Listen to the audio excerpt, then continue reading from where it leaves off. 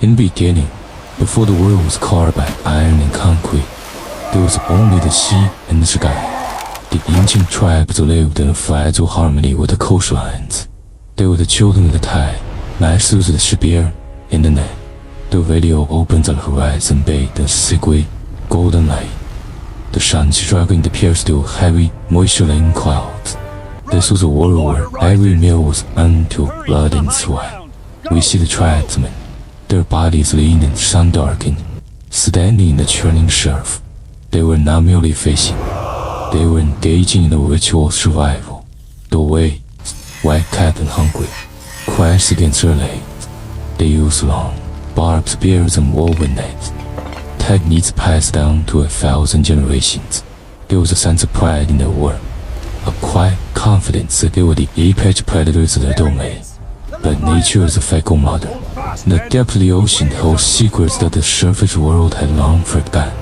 The water began to change. It wasn't just a tide coming in. It was a rhythmic pulsing, a displacement of volume that defied the natural currents. The older fishermen noticed it first. The way the seagulls suddenly went silent. The way the air grew cold enough to crystallize the breath of the hunters. A shadow, vast and deep, moved beneath the frothing waves. It was not a whale, nor any shark known to man. It was a Leviathan, an ancient deity of scales and mouths, returning to reclaim the shores. The transition is violent. From the peaceful hum of fishing, we are thrust into a nightmare.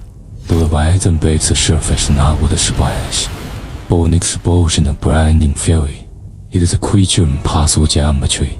Scales are coated with oxidized copper, eyes are burned with an inner, predatory light, and a mouth that could swallow worship whole. The tribe's first reaction was not fear, but a frozen collective shock. As the creature rose, it seemed to pull the very ocean with it. The radio shows a massive beast looming over the tiny wooden rafts. The lightning crackles in the background, a cosmic applause for the carnage about to unfold. The Leviathan's roar is not just a sound. It is a physical force that ripples the water and shatters the resolve of the baby's mind. The slaughter was swift. We see the primitive boats splintering like matchsticks under the weight of the beast's tail. Men were tossed into the air, their screams lost in the thunder. This was the moment the tribe realized they were no longer the masters of the earth. They were prey. The survivors scrambled back to the shoreline, their lungs burning, their eyes wide with the realization that their world had changed forever. The Leviathan did not just kill. It claimed the territory. It settled into the bay, its massive fins creating permanent whirlpools, a factory blockading the tribe from their only source of food. Back in the shady of the dark, damp cave, the atmosphere was heavy with the scent of wood smoke and fear. The tribe gathers around the great fire. This is where the narrative shifts from survival to resistance. We see the shaman, his skin covered in ritualistic shit, painting the image of the beast on the stone walls. This wasn't art. It was a tactical analysis. They studied the curve of its spine, the thickness of its neck, searching for a weakness in the god. In the corner of the cave, the forest roars to life.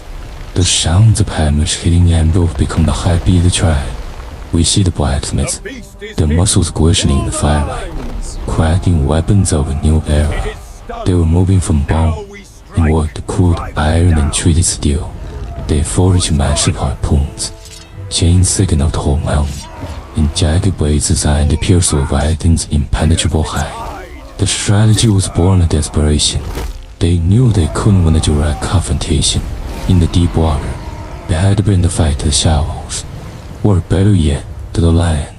They began to experiment with jumbo shale, a toxic, corrosive resin extracted from the oldest trees in the heart of the forest. They coated their tips in this neon green poison, hoping that if they couldn't kill the beast of force, they could ride it from the inside out. The middle of the video showcases a peak of human ingenuity. The tribe spent months constructing a massive arena of death along the coast. They dug deep pits in the sand, hidden by woven mats and thin layers of silt. They drove thousands of sharpened wooden stakes into the seabed, creating forests of spikes that would impale anything that swam too close to the shore. Then came the bait. They slaughtered their livestock, piling mounds of bloody meat at the edge of the pit. 的3个 White Leviathan 的背，而是 siren song for the hungry Leviathan. The beast approaching. Its movement slow and calculated. It shines a trap, but its arrogance or perhaps its hunger push it forward. When Leviathan struck, the earth shook. It plunged me, falling headlong into the pit.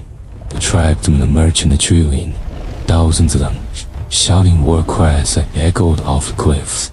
They threw their harpoons, they pulled their ropes, and for a moment, it was as though the god was conquered. But the Leviathan's strength was beyond human comprehension. With a singular, cataclysmic flash, it shattered the wind sticks. The splitters flew like shrapnel, killing dozens of men instantly. The beast rose in the pit, leading burning rage, and the tribe realized that wood and stone would never be enough. The climax of the story is a blur of motion and elemental fury. The Leviathan, now glowing with a strange bioluminescent energy, began to breathe a mixture of steam and lightning. The tribe responded with their final invention, the fire pots. These were clay vessels filled with a primitive combustible liquid. Launched from catapults on the cliffs, the sea turned to fire. The Leviathan was engulfed in flames, its scales turning from copper to a dull, charred black. A lone hero, the tribe's greatest champion, jumped from a rocky outcrop with a massive poison spear. He drove the blade deep into the creature's eye. The roar that followed was said to have been heard across the entire continent. The battle lasted for 3 days and 3 nights. The water turned red, then black with soot. Finally, the great beast's heart slowed. It drifted toward the shore, its massive body creating a new peninsula. The tribe did not cheer. They were too exhausted, too broken. They had won, but at the cost of the civilization's innocence. The video ends with the passage begins. We see the Leviathan's skeleton turn into a gateway, a monument to the war that defined humanity. The flesh was eaten, the bones were used for tools, and the soul of the beast became a legend. As the camera dives back into the water, we see a single, glowing eye open the darkness of the deepest trench.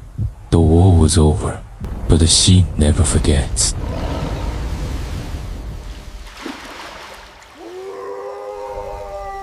They carved the flesh of the Leviathan to sustain the tribe. The story of the war with Leviathan has been passed down through many generations of ancient people. Heave it high, raise the symbol of our power. Let all who enter know our strength. Cave paintings of the Leviathan will still exist millions of years later.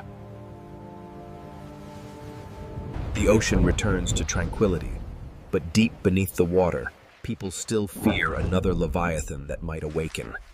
The fossil of Leviathan lies deep within the earth, testifying to a glorious era of the ancient people.